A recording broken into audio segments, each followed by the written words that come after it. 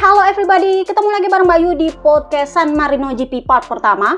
Ini bakal minimal 1 jam kayaknya karena skrip gue 9 lembar itu di luar perintilannya. Dan part 2 bakal lebih panjang lagi. Gue nggak tahu apakah itu akan jadi 3 part lagi kayak terakhir kita bahas Catalan GP. Tapi yang pasti Misano Test akan dibahas terpisah. Mungkin sebagai ganti podcast suka-suka minggu depan baru dibahas. Jadi kalian sabar aja. Yang pasti di part pertama ini kita akan membahas 3 pabrikan terbapuk plus perintilan-perintilannya dan gosip-gosip secara umum, karena di part 2 kita akan membahas soal VR46. So, gosip berhembus dari Misano bahwa Vega Pratama, rider Indonesia yang sekarang bertarung di Red Bull Rookies, itu katanya sedang dalam negosiasi tahap akhir dengan Idemitsu Honda untuk bergabung di Moto3 tahun depan. Gue tahu bahwa ada batasan minimal 18 tahun untuk masuk ke Moto3. Gue nggak tahu apakah dia ala-alanya David Munoz kemarin yang nunggu dulu berapa bulan baru bisa masuk atau gimana. Tetapi katanya sedang dalam tahap pembicaraan akhir untuk bergabung di Moto3 bersama Idemitsu. Ya, gue tahu ada beberapa yang bilang emang nggak bisa masuk ke MSI. Ya, itu tergantung. Setahu gue itu juga tergantung pada dana sponsornya, Kak. Mungkin dari Indonesia dia disponsori sama Honda apa gimana, gue nggak tahu. Tapi yang jelas dia dikancing sama Idemitsu. Semoga bisa menemani Furusato yang ya meskipun nggak bagus-bagus amat tapi nggak jelek-jelek amat, karena kadang-kadang dia nongol di podium, kadang-kadang dia battle di depan, jadi ya masih enak lah dilihat ya daripada yang Moto2 entah kemana. Tapi ya udahlah, nggak usah kita bahas. Kabar lainnya adalah Misano memperpanjang kontraknya dengan Dorna untuk mengadakan MotoGP hingga tahun 2031. Jadi para ABR yang dari kemarin-kemarin sibuk meminta supaya Misano dihapus dari kalender MotoGP, maaf Kak. Doa Anda tidak dikabulkan, kecuali mungkin Marc Marquez yang bersabda mungkin bisa. Sayangnya Marc Marquez nggak bersabda apa-apa, jadi ya permintaan lu nggak dikabulin, kecuali Marc Marquez yang minta, mungkin itu beda cerita. Jadi sampai tahun 2031 Misano akan menggelar MotoGP. Jadi kalau di Misano nanti tuh hanya para ABR ini masih juga masih disorakin, masih ya dimacem-macemin, ya itu tergantung cara lu memperlakukan para Italia. Jadi itu nanti kita bahas di part kedua. Nah, jadi panjang lagi. Selain itu, kemarin MotoGP resmi mengubah konsepnya.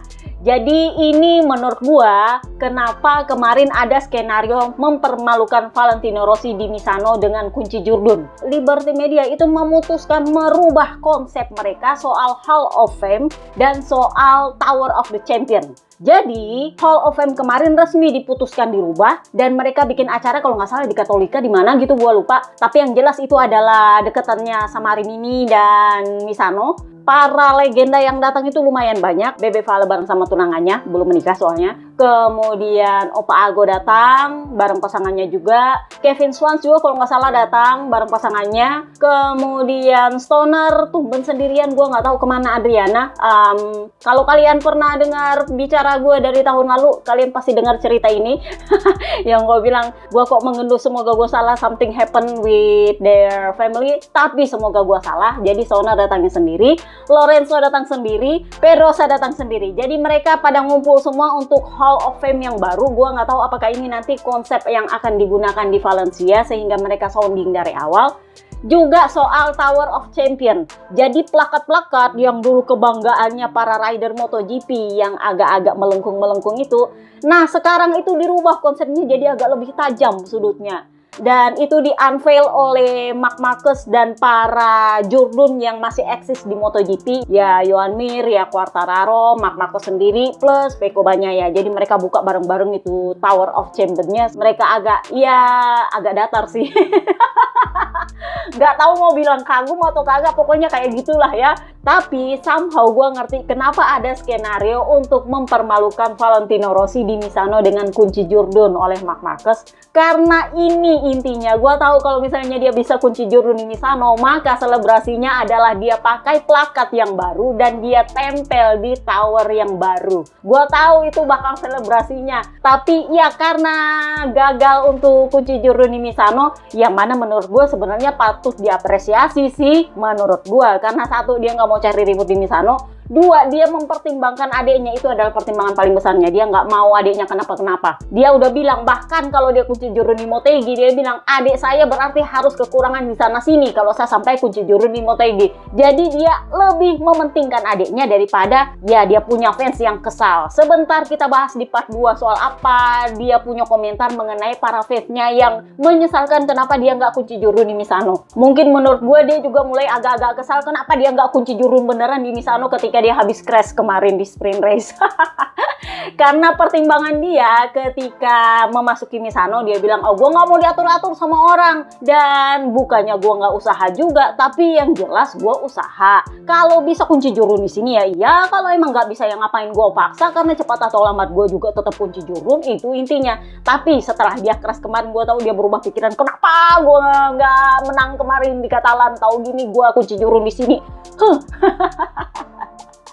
Nanti kita bahas di part 2. Tetapi yang jelas ini clear kenapa ada skenario untuk kunci Jurdun di Misano dan kenapa ada skenario untuk mempermalukan Valentino Rossi. Yang mana menurut gua skenario yang satu ini itu lumayan berhasil kemarin pasca media Spanyol dan media pemuja Marc Marquez itu mendramatisasi reaksinya Valentino Rossi dan menurut gua itu baunya fitnah. Nanti kita bahas di part 2. Tetapi kemarin memang membuktikan bahwa Liberty Media sudah menyatakan cengkramannya atas Dorna. Kenapa? Karena aturan baru diberlakukan. 1. Para rider wajib kudu harus berdiri di depan grid kalau lagu kebangsaan dinyanyikan. Kalau kemarin-kemarin masih ingat ketika di kota yang orang lagi nyanyi lagu kebangsaan Amerika di depan dan Marc Marquez malah sibuk sama Rigamonti untuk gimana caranya mengatur supaya bisa bikin chaos di grid. Masih ingat? Dan menurut gue itu memang sama sekali tidak menunjukkan hormat dan respect kepada negara yang menyelenggarakan MotoGP. Gua nggak perlu lu berdiri sebenarnya, tapi tolong nggak usah sibuk sendiri.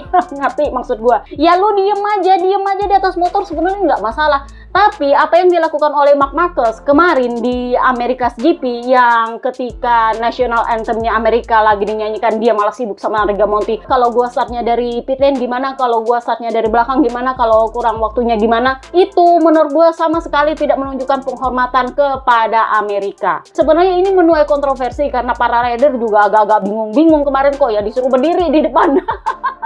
Padahal mereka lagi pusing sama ban mau diatur gimana model, alah disuruh berdiri di depan upacara kak, itu literally upacara menyelesaikan lagu kebangsaannya Italia duluan baru mereka kembali lagi ke motor. Dan Pedro Acosta mendapat sorotan karena hanya dia sendiri yang pakai topi ketika rider lain itu lepas topi. Jadi Acosta itu mendapatkan kritikan, dia anggap tidak menghormati lagu nasionalnya Italia karena dia pakai topi ketika di depan grid. Gua sih nggak tahu kalau di Eropa sana gimana modelnya kalau lagu kebangsaan dinyanyikan, tetapi kalau di Indonesia pakai topi nggak apa-apa, yang penting lu berdiri. Masih ingat gak waktu kita SD wajib kudu harus pakai topi. Kalau topinya nggak ada, lu disetrap, dijemur dah lu. pernah gue soalnya kak, sinting.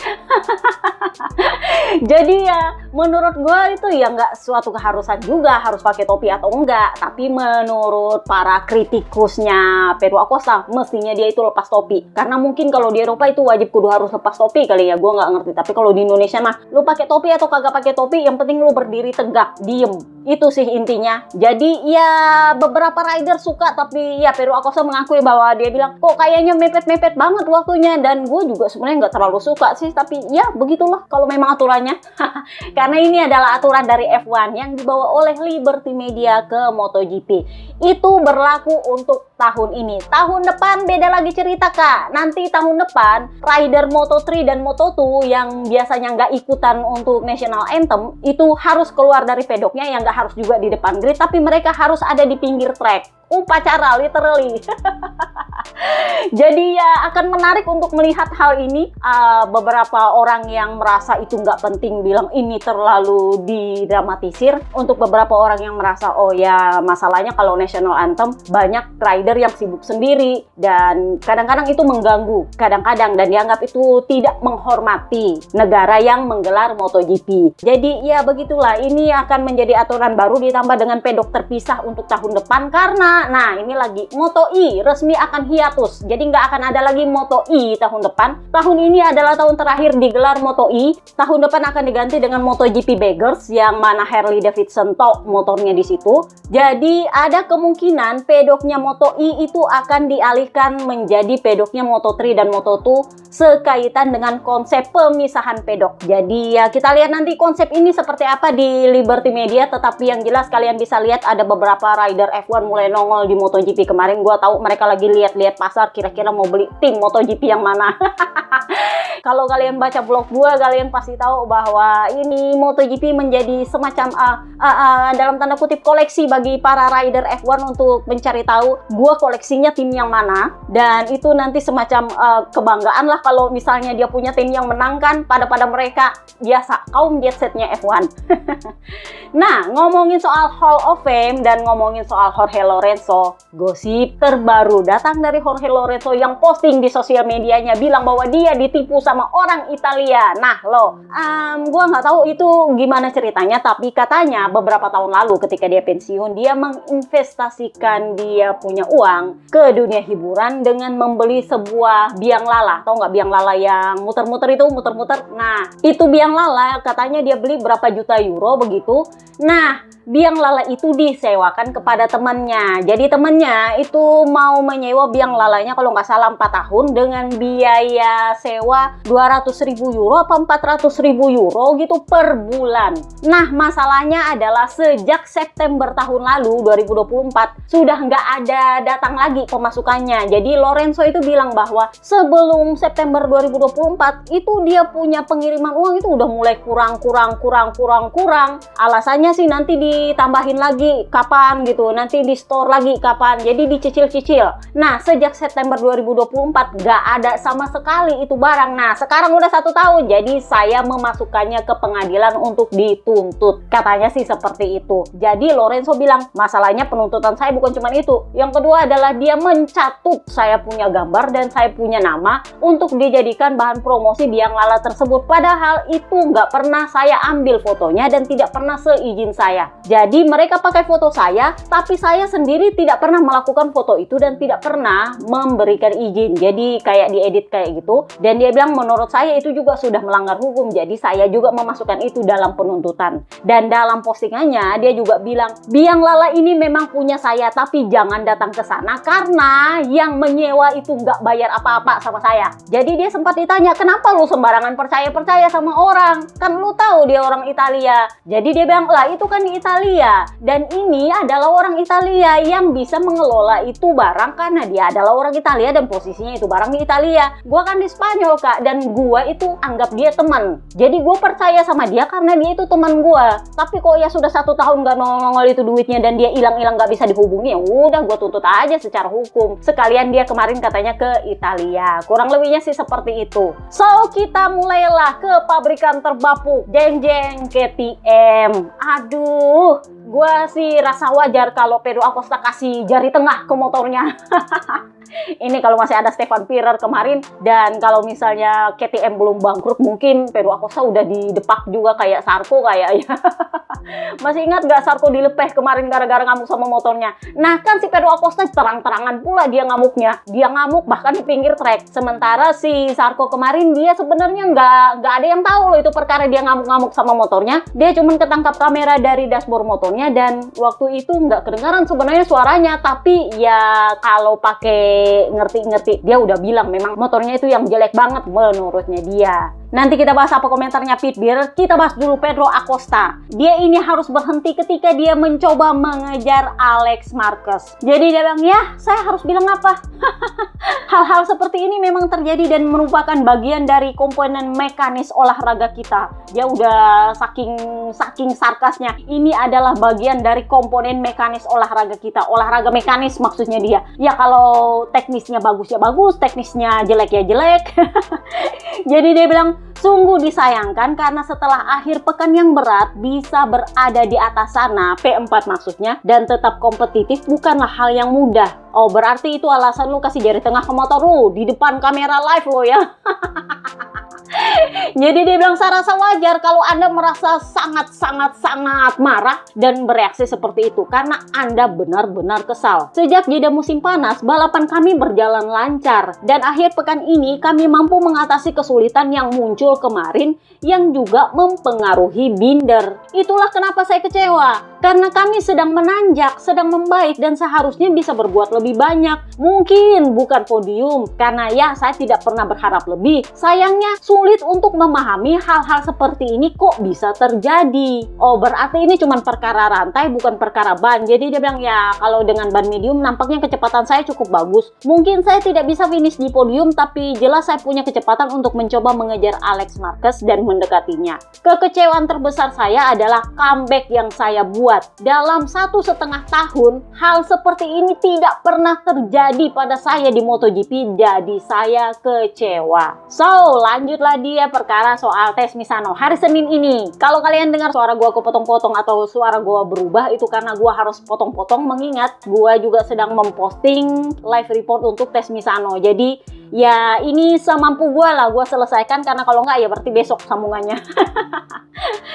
Jadi ditanyalah dia perkara soal hari Senin. Jadi dia bilang, kita jelas perlu meningkatkan performa kita, itu sudah pasti, tetapi apakah akan ada part baru? Well, itu akan jadi kejutan. Dia bilang itu kejutan, itu memang dengan muka yang agak-agak sarkas dan ketawa. Artinya dia bilang, gua nggak ngarep ada part baru sih, tapi ya kalau ada ya itu akan jadi kejutan buat dia. Nah, perkara soal National Anthem, karena kan dia satu-satunya yang pakai topi kemarin. Menurut gue sih nggak ada yang salah, cuman ya mungkin di Eropa itu beda cerita kali ya. Kalau National Anthem lo harus lepas topi. Kalau menurut gue selama itu topi seragam, why not gitu. Di Indonesia aja kalau upacara wajib pakai topi seragam ya kan. Jadi ditanyalah dia soal berdiri upacara di National Anthem itu. Dia bilang gini, sebenarnya itu tidak buruk, tetapi bagi saya itu agak terlambat untuk ngumpul. Karena kita sudah benar-benar terlambat ketika masuk ke grid. Saya sampai di motor itu 6 menit sebelum start. Biasanya kita sudah harus ada di atas motor 10 menit sebelum start. Jadi kita masih bisa memikirkan apa yang harus dilakukan dan perubahan apa yang harus dilakukan di menit-menit terakhir. Jadi ya menurut saya itu agak-agak mepet waktunya, karena kami harus konsentrasi di atas motor juga. Bukan yang langsung upacara, langsung balapan, nggak juga begitu. Karena mungkin ketika kita berdiri diam, ada pikiran untuk mungkin mau rubah motor, ganti ban, atau tiba-tiba gimana gitu. Nah begitu balik ke motor udah nggak bisa diapa-apain karena udah mepet. Kurang lebihnya begitu kan, 5 menit sebelum start semuanya itu harus bersih grid. Jadi nggak ada lagi kru. Jadi dia bilang udah nggak bisa merubah apapun karena udah sisa 6 menit sebelum start, udah nggak bisa ngapa-ngapain lagi. Nah sementara mungkin ketika kita berdiri diam begitu, tiba-tiba ada pikiran kesambet apa gitu kan, ganti ban tiba-tiba kayak apa kayak.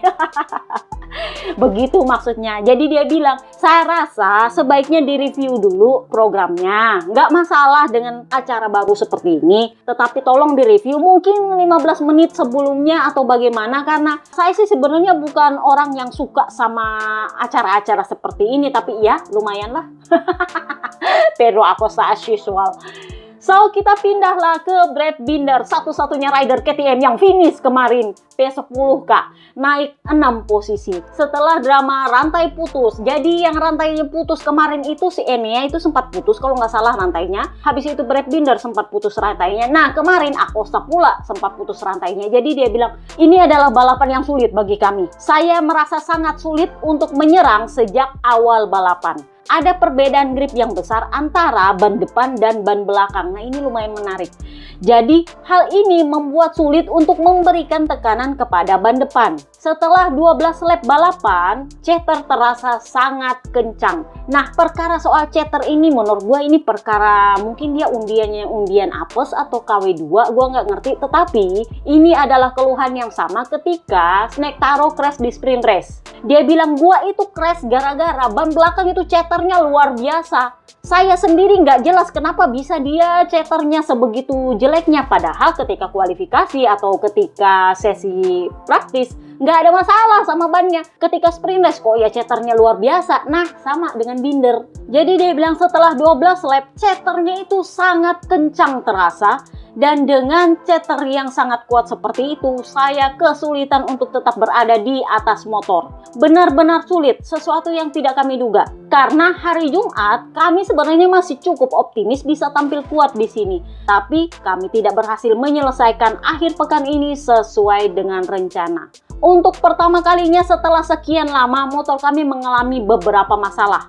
Motor kami sebenarnya sangat kuat ketika gripnya rendah. Pedro jauh lebih kuat dari 3 rider KTM lainnya akhir pekan ini. Jadi kami akan mencoba memanfaatkan setup yang dia gunakan besok ketika tes di Misano.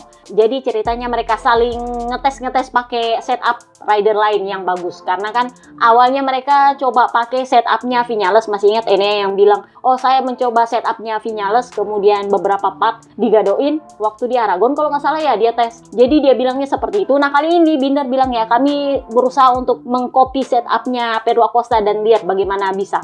Jadi senang rasanya kami bisa melakukan uji coba di sini besok. Ini memungkinkan kami untuk bereksperimen dan melihat arah mana yang perlu kami ambil ke depannya. Saya tahu ada beberapa part baru yang akan datang, tapi saya belum tahu rencana tes secara spesifiknya seperti apa. Jadi Binder itu cukup tahu akan ada part baru. Sementara aku saya bilang, ya kalau ada, kalau nggak ada ya nggak ada. Pokoknya bagi saya kalau memang ada yang baru ya itu surprise. Sementara Brad Binder itu cukup tahu akan ada part baru. Jadi Binder bilang, yang pertama dan yang terpenting adalah kami perlu mendapatkan lebih banyak pengalaman dengan pengaruh yang diberikan oleh komponen-komponen tertentu kepada motor kami. Nah, di sini kalian bisa tahu siapa yang sebenarnya golden boy-nya KTM ini sebenarnya siapa? Masih tetap Pangeran KTM.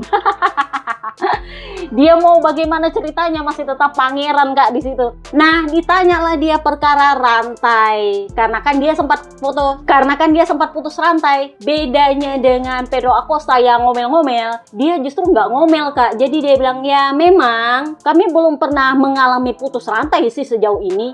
Di tikungan 6 itu ada curb yang ganda yang sangat besar yang lebih tebal yang harus dilewati dengan kemiringan yang sangat tinggi. Jadi asumsi saya ini adalah kombinasi dari setup ketika kami mengaktifasi whole shot waktu berkendara dikombinasikan dengan proses perpindahan gigi. Jadi menurutnya dia kemungkinan ini rantai putus gara-gara whole shot sementara aktif di saat yang sama giginya lagi dipindahin. Dan di saat yang sama itu ada curb yang lumayan tinggi sehingga kemungkinan rantainya menggores curbnya apa gimana gitu menurutnya Binder. Kita lihat yang jelas KTM mendapatkan kritik soal rantai kemarin karena semuanya masalahnya rantai Kak. That's the problem is ya kali putus rantai mulu. Ya kalau yang satu whole shotnya masalah, satu rantainya masalah atau apa, mungkin ya nggak terlalu dikritik. Masalahnya adalah kok ya rantai mulu. Yang paling disesalkan itu adalah Acosta. Dia lagi P4 tiba-tiba putus rantai kan siapa yang nggak ngedumel coba.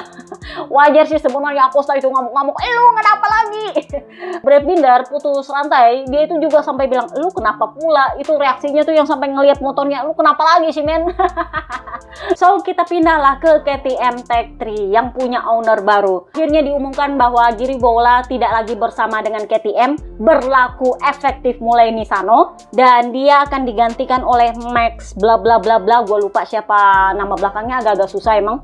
Dan Yamaha sudah mengkonfirmasi bahwa Giri Bola akan menjadi kepala krunya Toprak Razgat Lioglu. Meskipun Toprak pengen bawa kepala krunya dari Superbike, tapi ya you know lah ya, Pavisio sudah menentukan Giri Bola yang akan menjadi kepala krunya. Jadi Enea ditanya soal ini. Kalau kalian baca blog gue di situ lebih lengkapnya, tapi yang jelas gini supaya nggak panjang-panjang. Enea mengatakan bahwa dia nggak bisa memaksakan Giri Bola untuk tetap berada di timnya karena ternyata Giri Bola itu sudah minta hengkang dari awal tahun. Bahkan itu kontraknya baru berjalan, dia udah minta hengkang. Sebenarnya dia udah ngomong sama Enea, gue nggak tahan di sini, gue mau pergi. Dia udah bilang gitu sama Enea. Jadi Enea bilang kami sudah membicarakan soal ini sejak awal tahun. Jadi sebenarnya mau dibilang kejutan sih nggak juga karena dia udah bahas sama gue kayak gitu. Dan ini adalah kali kedua dia menghilang dari tim saya. Artinya dia sudah pernah hilang dari timnya Enea dan Enea nggak tahu dia kemana. Kurang lebihnya kayak gitu ceritanya. Jadi gosip berhembus sepoi-sepoi, sebenarnya dia nggak ada di Brno. Ingat waktu Enea comeback dari cederanya? Bukan cedera sih, dia sakit perut mah. Dia kan absen di Sassenring gara-gara sakit perut ya kan. Jadi dia nongol di Brno dan waktu itu Enea podium sprint race pertama kali. Nah itu katanya Giribolo udah nggak ada, hilang, nggak ada kabar katanya. Di Austria dia nongol lagi, kemudian di Hungaria dia nongol lagi, di Catalan, Barcelona dia udah nggak ada, hilang juga. Nah kali ini hilangnya dengan surat pengunduran diri nongol. Jadi Enea bilang ini adalah kali kedua Giribolo pergi dari tim saya. Jadi sebenarnya saya mau dibilang kaget sih tidak juga, karena dia udah ngomong dari awal tahun. Cuman bahwa dia mengajukan resign itu KTM yang kasih tahu saya, karena dia punya kontrak sama KTM. Jadi dia tahu bahwa Giribolo mau hengkang, tapi nggak tahu bahwa dia bakal beneran hengkang secepat itu. Jadi dia pikir mungkin ditahan-tahan sampai akhir tahun mungkin ya, tapi ternyata nggak, dia hengkang, udah hengkang aja, pergi aja gitu, nggak pamit katanya sama Enea. Jadi Enea waktu di interview hari Kamis itu emang kelihatan raut mukanya kecewa. Komentator MotoGP itu bilang sampai dia itu harus menjelaskan secara diplomatis supaya dia nggak salah ngomong. Jadi memang kontraknya, Enea sendiri yang bilang kontraknya Giribolo itu langsung dengan KTM, bukan dengan Tech3. Jadi udah bener yang gue bahas ketika di podcast Catalan GP Part 2 kemarin, kalau nggak salah gue bilang bahwa masalah kontraktual yang dibahas di Giribolo itu perkara dia dikontrak sama KTM, Tech3 ada pemilik baru, kemungkinan KTM itu memindahkan kontraknya ke Tech3 dan dia merasa nggak nyaman dengan itu. Itu yang pertama. Yang kedua, udah bukan gosip baru bahwa di KTM itu lo nggak dibayar lemburnya kak. Dari tahun lalu itu udah ada itu gosip bahwa para krunya KTM itu nggak dibayar lemburnya. Jadi ya Enea bilang ya mungkin lebih baik seperti itu daripada dia bertahan di sini dengan setengah hati kan. Mungkin sudah waktunya dia mencari motivasi baru dan mencari tujuan baru daripada dia bertahan di sini dengan setengah hati. Jadi ditanyalah dia, oh lu berarti bakal punya kepala kru baru Max siapa gitu, gua lupa namanya siapa. Kalian baca aja lah di blog siapa namanya. Jadi Enea bilang, oh iya saya sudah kenal Max udah lama, dari saya di Moto3 sudah kenal sama dia dan sejak awal tahun dia juga menjadi bagian dari kru saya di sini. Jadi saya sudah cukup kenal dia dan dia cukup tahu kebutuhan saya, dan sekarang dia menjadi kepala kru saya itu akan tidak banyak berpengaruh karena dia sudah kenal saya juga udah kenal dia sih. Cuman ya kesulitannya Enea di Misano yang adalah home race dia, dengan fakta bahwa dia punya kepala kru baru, lumayan agak ya bukan awal yang bagus sih. Jadi Enea crash. Jadi dia bilang ya saya sebenarnya lumayan bagus comebacknya. Dia lumayan bagus loh memang. Di awal-awal balapan dia udah naik lumayan banyak. Jadi dia bilang saya itu lumayan bagus berhasil comeback. Tapi masalahnya kurang lebih sama seperti kemarin. Saya merasa bisa mempertahankan kecepatan yang saya inginkan. Tetapi masalahnya adalah sayangnya saya selalu melebar di tikungan 13. Saya tidak bisa menutup line saya. Saya tidak bisa menyelesaikan tikungan itu dengan baik. Sehingga begitu sampai di titik pengereman tikungan 14, ya bisa dibilang nggak pernah beres. Kadang saya melebar, kadang saya terlalu mepet. Sayangnya ada lubang, ada bumpy di sana. Dan di lap tersebut saya menabrak itu sepenuhnya. Jadinya motor saya bergoyang dan ya saya crash. Begitulah yang terjadi. Tetapi ya memang kondisinya memang sejak kualifikasi udah lain cerita sih. Jadi dia bilang sebenarnya memulai balapan dengan posisi yang lebih di depan akan jauh lebih mudah. Sayangnya ya saya memulai balapan dari belakang, tetapi sebenarnya posisi saya juga nggak terlalu buruk karena saya masih bisa mengejar banyak posisi di lap pertama. Di Misano kami memiliki banyak masalah di tikungan 3 dan tes besok akan sangat krusial. Kami akan mencoba beberapa part baru dan melihat apakah kami bisa mengurangi masalah di area tersebut. Jadi saya rasa akan ada beberapa part-part kecil yang bisa membantu kami. Tidak ada hal-hal besar untuk diuji, tetapi detail-detail kecil yang menurut saya bisa membuat perbedaan. Terkadang hal-hal kecil seperti ini lebih penting daripada sesuatu yang besar. Saya tahu para test rider juga akan menguji part-part lain yang baru, jadi kita lihat saja nanti. So, ditanyalah dia, apakah lu bakal punya sadel baru lagi? Ingat, dia pakai sadel yang berbeda soalnya karena dia punya masalah ergonomis. Jadi dia bilang, saya sekarang sudah nggak terlalu mikirin soal sadel. Pokoknya intinya adalah saya harus beradaptasi. Mau ada itu sadel, mau nggak ada sadel, pokoknya ya begitulah. Pokoknya nggak ada lagi sadel baru sekarang. Nah, ditanyalah dia perkara soal duel antara Marc Marquez dengan Marco Bezzecchi, Marco dan Marc. Karena baru kali ini ada rider yang duel non Ducati soalnya yang jauh di depan sana, ketika bahkan GP24 tercecer di belakang. Alex Marquez itu yang ya lu mau bilang kesepian ya kesepian juga karena nggak ada teman battle, yang di belakang juga jauh, yang di depan juga jauh, ya udah dia klotok sendiri aja. Tapi ya itu yang dipertanyakan oleh orang-orang, katanya kok ya agak-agak timpang ya, tumpen-tumpen Marco Bez duelnya bener-bener sengit. Ya wajar karena itu home race dia. Nanti kita bahas di part kedua. Jadi dia bilangnya sepanjang akhir pekan mereka berdua memperlihatkan kecepatan yang berbeda dari yang lain. Dan saya pikir sebenarnya Alex Marquez mungkin akan mencoba mengganggu, tetapi ternyata di balapan ini dia sedikit lebih tenang. Tapi tahun lalu waktu itu kan si Bestia menang, dia bilang saya rasa kami berhasil mencatatkan 31 detik waktu lap. Jadi menurut saya kami sedikit lebih cepat waktu itu dibanding yang tahun ini. Tapi ya begitulah, karena kan memang rekor 2024 nggak ada yang dipecahkan di Misano. Dan ya memang Marc Marquez dan Marco Bezzecchi itu mencetak fastest lap, tetapi ya Enea bilang kayaknya kami berhasil lebih baik deh waktu fastest lap tahun lalu, karena kan dia yang menang. Jadi ya begitulah.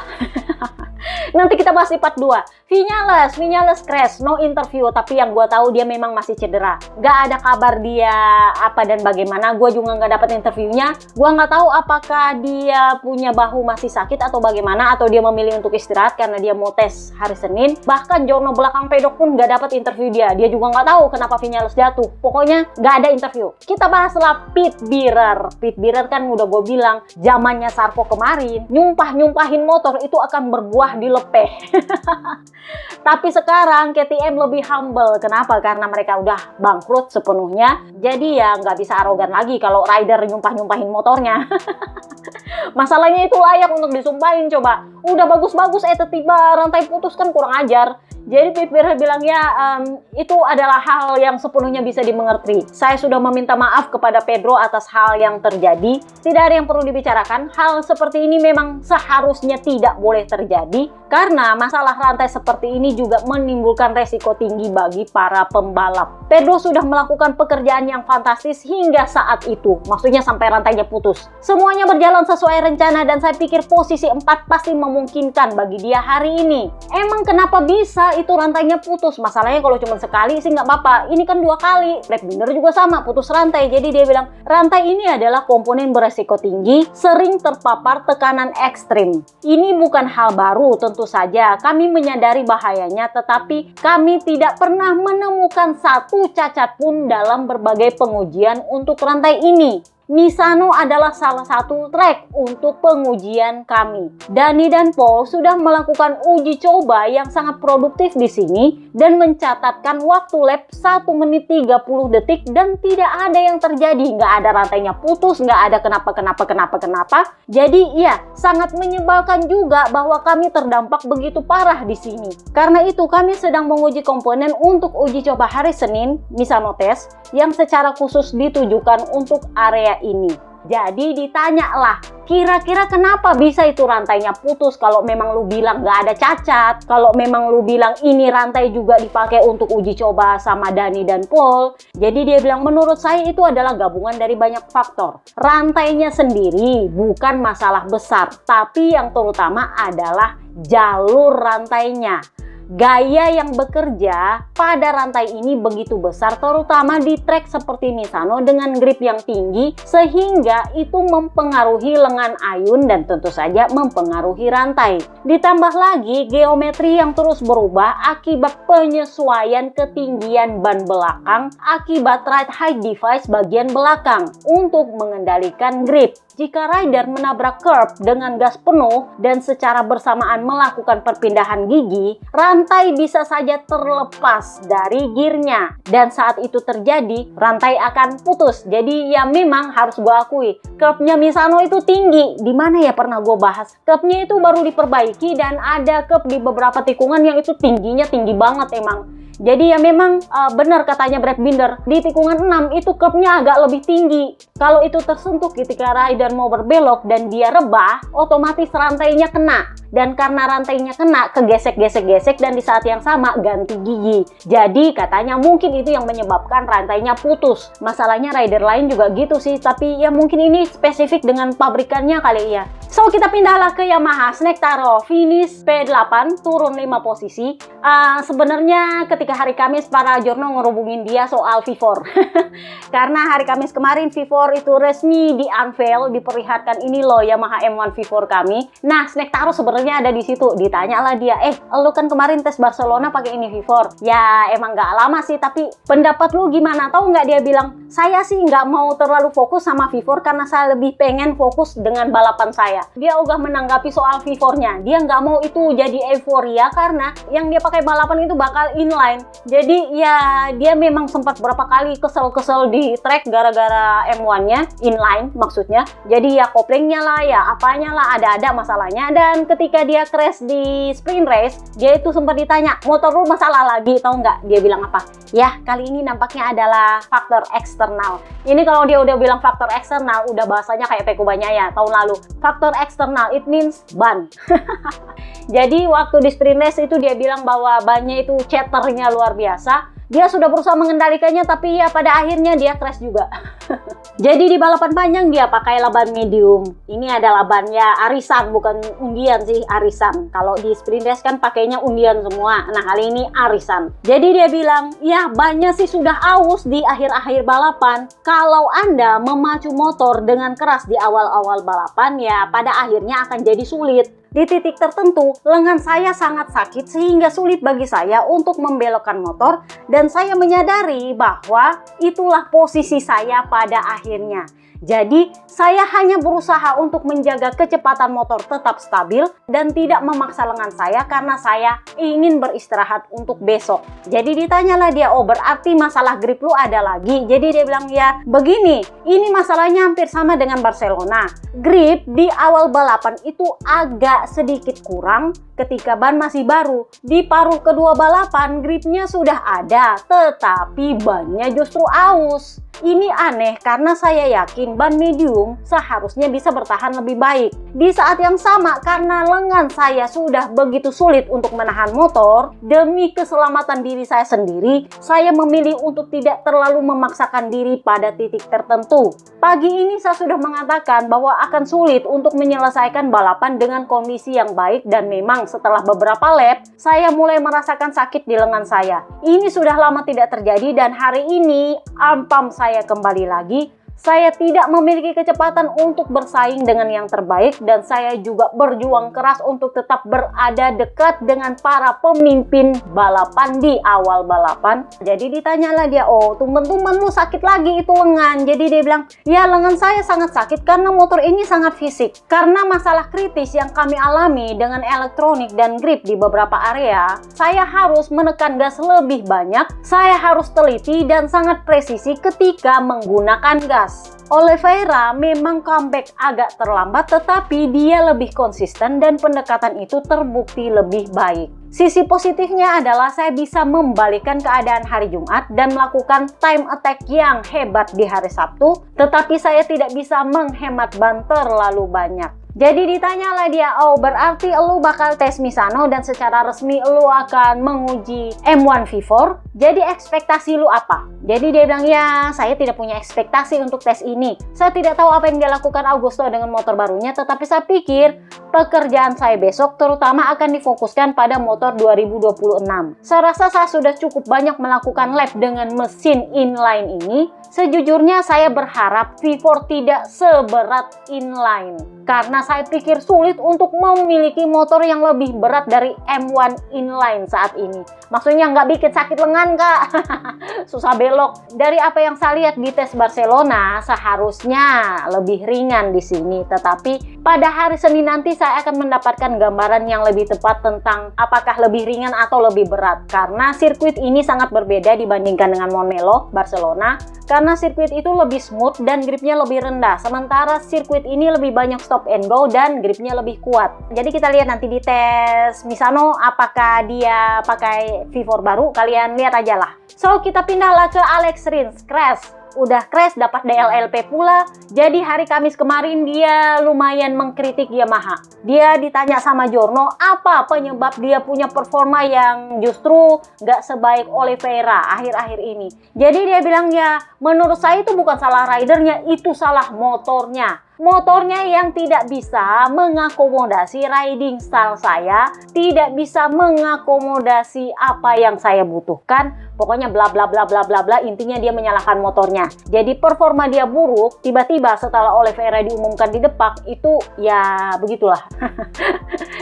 Jadi dia dapat double long lap penalti sama Augusto Fernandes gara-gara jump start, berakhir crash. Jadi dia bilang, saya rasa ini adalah jump start pertama atau kedua saya selama hidup saya. Saya setuju dengan penaltinya, karena memang saya sedikit menggerakkan motor dengan kaki saya ketika start. Tetapi ya, tidak ada yang berubah. Setelah itu, saya mencoba memahami kondisi trek karena agak berbeda dari kemarin. Setelah double long lap, saya mencoba memulihkan diri dan berkendara dengan mulus, tetapi saya masuk 3 km lebih cepat di tikungan 10. Saya tidak berpikir akan mengalami crash, tetapi saya kehilangan kendali dan ya, balapan pun berakhir. Sayang sekali karena saya merasa tidak terlalu buruk di atas motor meskipun semua kekacauan yang terjadi, tetapi besok adalah kesempatan lain untuk memperbaiki diri di atas motor. Augusto Fernandes yang berhasil debut M1 V4, dia jump start dapat DLLP tetapi finish P14. Lumayan kah untuk debut? Di atasnya Somkia Chantra doang sih, tapi ya lumayan lah ya. Jadi dia bilang ini adalah balapan yang sulit di mana segalanya terjadi pada saya, termasuk konsumsi bahan bakar yang menurut saya di luar perkiraan saya. Kemudian ada masalah kopling dan ada semacam chatter ketika awal-awal balapan.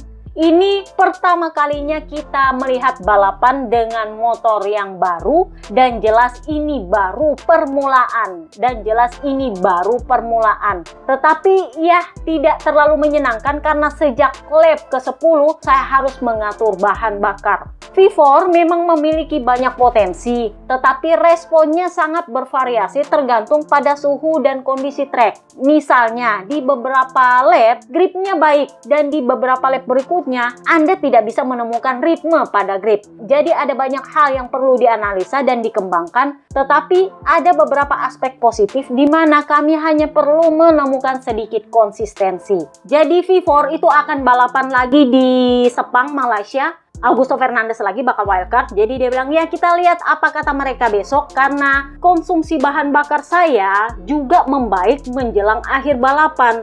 Jadi ini cukup menarik, kami masih belum tahu kenapa motornya terkadang terasa baik, terkadang sangat buruk. Jadi semoga kami bisa segera menemukan arah dan solusi yang tepat mengenai hal ini. Karena Anda bahkan tidak bisa balapan dengan kondisi bahan bakar yang begitu cepat habis seperti itu. Saya harus menggunakan pemetaan yang paling konservatif bahkan di trek lurus, dan itu menyebabkan saya kehilangan power di kondisi maksimum di trek lurus. Meskipun begitu, saya belum bisa mengukur potensi kami, tetapi yang jelas bukan seperti yang kami lihat di sini.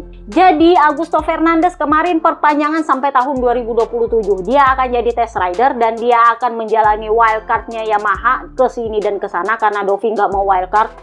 Jadi dia lumayan menikmati menjadi test ridernya Yamaha. So kita pindahlah ke Pramac. Oliveira finish P9 tepat di bawah Quartararo, naik 4 posisi. Sebenarnya nggak buruk, logikanya dia lumayan bagus di beberapa balapan terakhir, jauh lebih baik daripada Alex Rins, dan itu membuat orang-orang mengkritik Alex Rins yang meskipun di klasemen dia udah gue bilang secara klasemen Alex Rins bagus, cuman ya karena dia crash lagi ya jadinya orang berpikir oh ya akhir-akhir ini dia malah memburuk dan Oliveira malah membaik.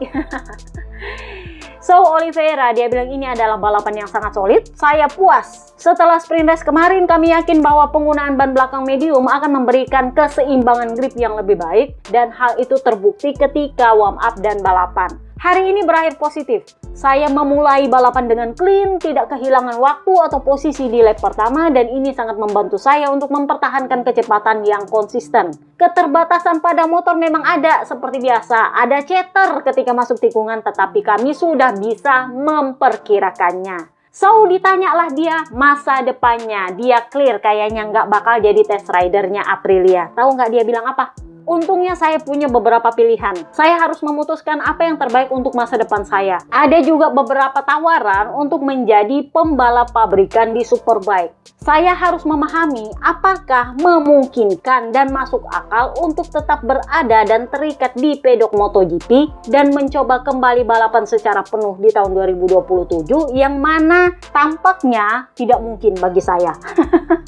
Jadi kalau kalian sudah dengar dari podcast Suka-Suka apa ya? Gue bahas papanya yang pengen dia jadi test ridernya Aprilia aja supaya kalau misalnya dia bagus, dia ada kemungkinan untuk jadi pembalap penuh lagi tahun 2027. Masalahnya adalah kayaknya itu nggak mungkin. Kenapa? Karena satu, dia udah kadung tua. Yang kedua, akan ada pembalap rookie baru yang masuk. Yang ketiga, dia harus amat sangat luar biasa ketika dia menjadi wildcard atau menjadi rider pengganti untuk bisa menarik tim menjadikan dia rider penuh kembali, dan itu menurut dia agak-agak mustahil.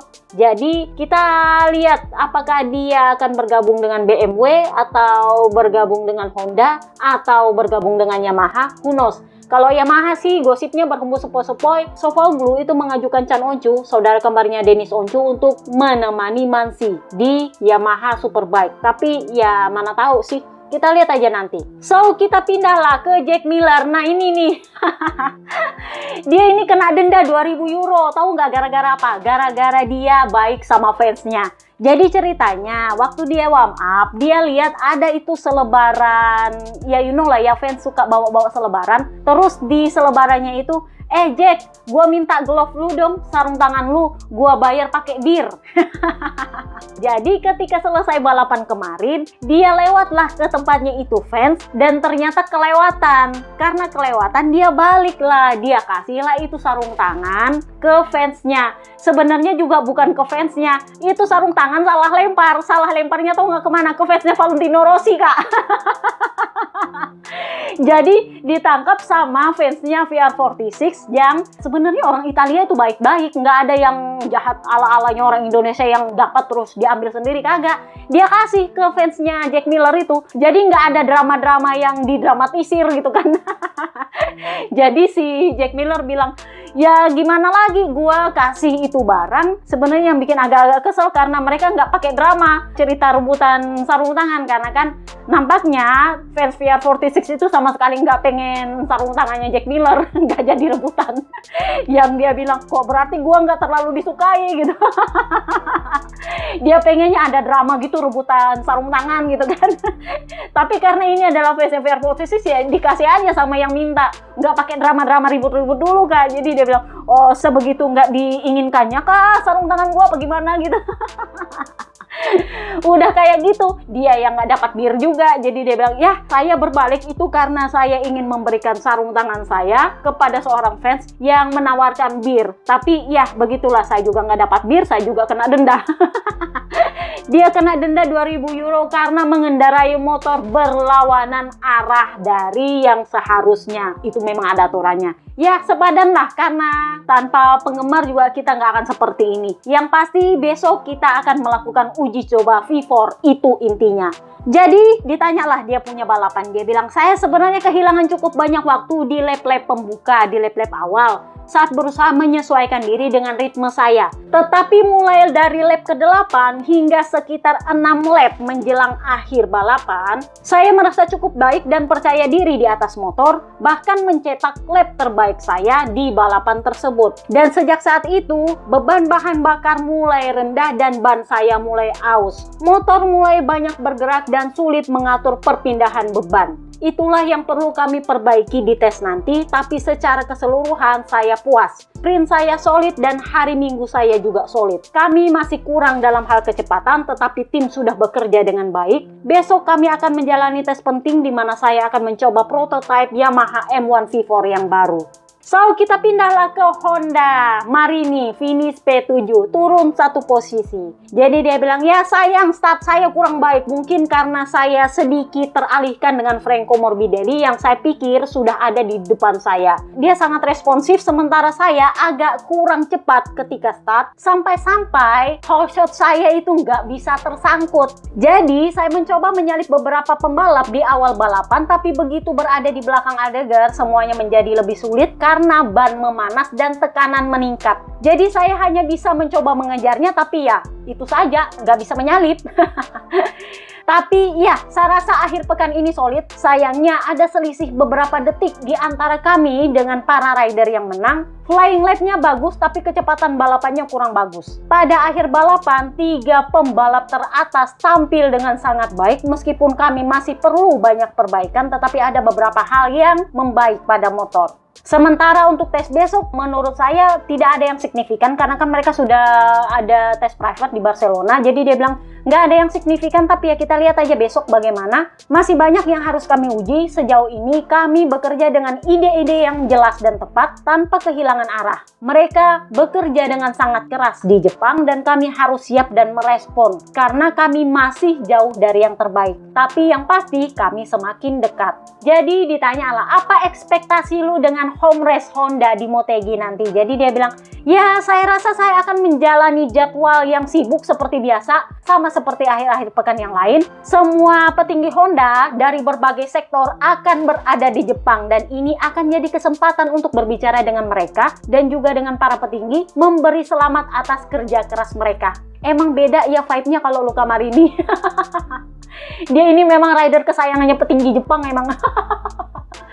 Jadi dia udah bilang, ya kayaknya nanti para petinggi Jepang bakal ngumpul di Motegi. Jadi ya kita akan ngomong-ngomong dan kita lihat apa yang bisa diakomodasi dari masukannya dia secara langsung. Ingat, dia udah belajar bahasa Jepang loh Kak. Dia bahkan belajar huruf kanji, you know.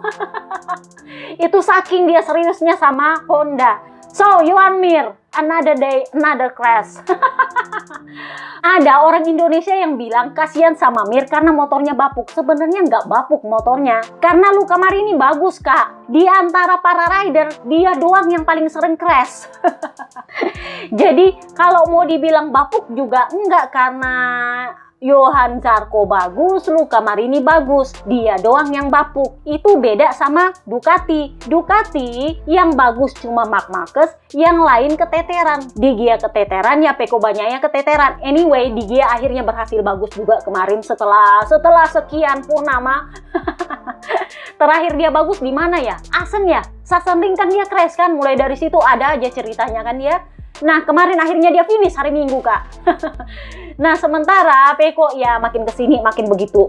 Jadi yang jelas bedanya Honda sama Ducati adalah kalau Ducati yang bagus cuma Marquez sendiri, kalau Honda yang jelek cuma Joan Mir-nya sendiri. Ya crash lagi, crash lagi, crash lagi, crash lagi. Jadi kemarin juga dia ngajak-ngajak Zarco crash-nya. Untungnya Zarco ya cukup, gua tahu bahwa dia nggak punya hubungan terlalu bagus sih sama Mir, tapi ya begitulah namanya juga rider pabrikan yang merasa dia adalah rider jurdun ya kan. Nanti kita bahas apa yang terjadi sama Zarco. Joan Mir crash, dia bilang hari ini saya merasa lebih baik dan saya ingin berusaha menyelesaikan balapan untuk mendapatkan informasi bagi tim dan mempersiapkan diri untuk tes besok. Ketika start ada masalah dengan hole shot depan right height device yang tidak bisa dilepas. Masalahnya sama dengan Luca Marini. Bedanya Luca Marini masih bertahan di track sementara dia crash. Jadi dia bilang karena right height device saya nyangkut, jadinya ya saya crash. Kami perlu memeriksa datanya. Sulit rasanya kehilangan informasi yang ada sejak hari Sabtu. Tetapi saya yakin saya, tim dan Honda HRC akan pulih dari hal ini. Jelas kami sebagai Honda sudah membuat langkah maju dan saya menantikan balapan di Jepang. So, kita pindahlah ke LCR. LCR ini kalian udah bahas kan soal Verstappen yang pengen, bukan Verstappen sih, papanya, tapi pakai uangnya Verstappen memang. Ya emang mereka Verstappen kan, pakai uangnya Max. Tapi ya papanya yang pengen beli, Jos Verstappen kalau nggak salah namanya papanya. Itu yang minat untuk LCR. Sayangnya Cecchinello bilang, oh no, Trackhouse apa lagi, nggak mau sama sekali jual. Cecchinello sendiri mungkin pengen jual, tapi tergantung penawarannya apa dulu. Karena ya udah gue bilang Verstappen carinya adalah tim-tim yang bersedia menampung Moreira. Kemarin dia menawari Trackhouse karena Trackhouse sempat menawari Moreira untuk tes MotoGP. Nah kali ini karena Moreira memutuskan untuk gosipnya bergabung dengan LCR, kita tunggu nanti pengumumannya di Motegi. Jadi Verstappen berniat untuk membeli LCR. Sayangnya Cecchinello bilang ya memang dunia persponsoran di MotoGP agak-agak ketat sekarang Kak. Lu mau nawar berapa gua? Kesepakatannya seperti apa? Mungkin seperti itu maksudnya. Karena ya Cecchinello itu membujang. Dia belum nikah sampai sekarang itu karena dia sibuk ngurusin timnya, Kak. Jadi ya harus ada kesepakatan. Dia kan juga punya tim di Moto2 yang mana hiatus, jadi dia harus memikirkan kru-krunya bagaimana yang di Moto2. Kurang lebihnya sih seperti itu. So, Zarko P16 satu-satunya rider yang nggak finish point ini sama dengan Pecco Bagnaia ketika di Lemang, Kak. Jadi dia bilang, Mir terjatuh dan waktu itu saya berada di bagian luar. Start saya tidak bagus dan kehadiran Mir di sana tidak seperti kemarin mengubah segalanya. Tetapi ya performa saya tidak terlalu buruk karena ya pada akhirnya kan dia bisa rejoin. Saya ragu ketika masuk ke tikungan 4 dan datanglah Mir lalu saya terjatuh. Tangan saya sedikit terluka, saya kembali ke trek karena adrenalin saya masih tinggi. Tetapi ya pada waktu itu kondisinya tangan saya terbakar kena knalpotnya Johan Mir. Ketika crash, saya mencoba untuk melepaskan motor, tapi ya tangan saya justru kena knalpotnya Mir. Jadi dia bilang, ya saya berhasil menyelesaikan balapan, saya berhasil naik posisi karena banyak yang crash di depan kami. Kami melihat bahwa di tikungan cepat, tanpa aerodinamika yang saya kehilangan ketika saya crash, itu kondisinya jauh lebih rumit. Tentu akan menyenangkan kalau misalnya saya bisa finish di area poin. Tetapi ya sebenarnya saya ingin Mir beristirahat 1 hari lebih lagi. Jadi Mir ini sebenarnya udah absen hari Sabtu. Oke, dia start P12 karena dia nggak ikut Q2, nggak ikut warm up, nggak ikut sprint race, nggak ikut semuanya. Intinya karena dia pengen mengistirahatkan lehernya yang habis crash dan sakit untuk bisa dipakai balapan hari Minggu. Nah, balapan hari Minggu, ya iya dia bawa rider lain crash. Nah kan jadinya Zarko bilang, sebenarnya sih gue pengennya lu coba istirahat 1 hari lagi aja. Karena kalau lu nggak ada di balapan, gue mungkin nggak crash, Kak. Aduh, gimana sih ceritanya? Karena dia bilang kalau gua nggak crash, karena kan dia startnya dari belakang, Zarko. Dia bilang kalau misalnya gua nggak crash aja, mungkin gua bisa finish point, Kak. Cuman karena gua crash udah terlalu jauh untuk mengejar Chandra, ya dada babai nggak bisa. Jadi dia bilang, saya itu pengennya Mir itu istirahat 1 hari ekstra aja. Coba lu nggak balapan hari Minggu, mungkin gua nggak kena imbasnya gitu. Jadi buat lu yang kasihan sama Mir karena dia crash gara-gara cedera, ya sebenarnya ya bener kata Zarko, coba lu istirahat, mungkin nggak usah balapan aja dulu kali. Karena lu balapan juga bikin crash orang jadinya, gimana sih? Jadi ditanyalah dia perkara soal tesnya, karena kan di Barcelona kemarin dia sempat ditanya, terus dia bilang, ya saya nggak tahu, kalau ada untuk dites ya dites, kalau kagak ya kagak. Karena gua nggak mau repot-repot memikirkan apa tujuannya dan seperti apa agendanya. Jadi ditanya lagi dia untuk tes kali ini, dia bilang, ya besok akan ada banyak pekerjaan yang harus dilakukan untuk membongkar beberapa motor yang tim HRC berikan kepada saya untuk dicoba, dan itu akan menjadi paket yang totally baru. Biasanya saya akan mendapatkan komponen baru di Motegi. Akhir pekan ini saya mencoba sedikit melepaskan diri dari hal seperti itu karena dia berarti cuma dapat swing arm baru yang baru dia dapat di Barcelona hari Minggu pagi. Drama HRC, Kak. Dia baru dapat itu swing arm di Barcelona Minggu pagi dan dia crash, masih ingat? Dan di Misano ya dia masih pakai swing arm yang baru itu dan dia crash gara-gara Mir. Tetapi dia bilang ya sebenarnya nggak terlalu buruk kalau misalnya nggak ada itu crash, nampaknya sebenarnya lebih baik. Dia juga nggak bisa terlalu cepat karena habis crash aeronya hilang. Dia bilangnya sih seperti itu. Jadi ya mungkin di Motegi nanti saya akan dapat part baru untuk dipakai balapan, tetapi untuk tes Misano saya akan menguji motor dan paket yang sepenuhnya baru. Jadi dia bilang saya tidak mau hal ini mempengaruhi saya karena seperti di Hungaria itu sangat mempengaruhi saya dan itu mempengaruhi performa saya. Sejauh ini sulit bagi kami untuk menemukan keseimbangan yang tepat pada motor untuk bisa berkendara dengan cepat. Mari kita lihat apakah komponen baru ini memberikan saya kecepatan di Misano. Ya kan cuma dia uji di tes, Kak, bukan dipakai balapan. Tapi ya kalau memang ternyata komponen baru itu bikin dia bisa cepat di sirkuit yang sama, lebih cepat daripada ketika dia balapan, ya why not? Mungkin itu komponen akan dipakai untuk balapan di Motegi, ya lebih bagus lagi. Jadi dia bilang saya nggak mau soal part baru mempengaruhi performa saya seperti di Hungaria. Karena memang di Hungaria kemarin dia kelihatan kacau banget gara-gara sakit hati nggak dapat part baru. Jadi dia bilang, saya berharap dapat tampil baik di Motegi dan di balapan luar negeri, luar Eropa maksudnya, karena itu sangat mempengaruhi moral kami. kami harus memulihkan diri sebaik mungkin. Saya harap tracknya akan lebih menguntungkan bagi saya seperti di Catalan. Jadi di Barcelona kemarin tracknya sebenarnya bagus, cuman ya karena dia pakai swing arm baru ya dia crash. Dia crash kayaknya dari P6 ya. Ya sama sih nasibnya dengan Pedro Acosta yang lagi bagus-bagusnya ya crash. Pedro Acosta putus rantai ding. Jadi dia bilang sayang sekali saya tidak bisa menyelesaikan balapan itu, dan itu memang sempat membuat saya kehilangan semangat. Jadi ya you know lah, sampai dia bilang tes Barcelona besok ya kalau ada part ya ada, kalau nggak ya enggak, gua nggak mau repot-repot. Itu karena dia udah sebel banget sama swing armnya. Dikasih part baru sih, dikasih part baru, tapi nggak juga pagi-pagi baru dikasih. So, kita pindahlah ke Songkia Chantra yang terakhir. P15 dia pulang bawa poin lagi, Kak. Lumayan.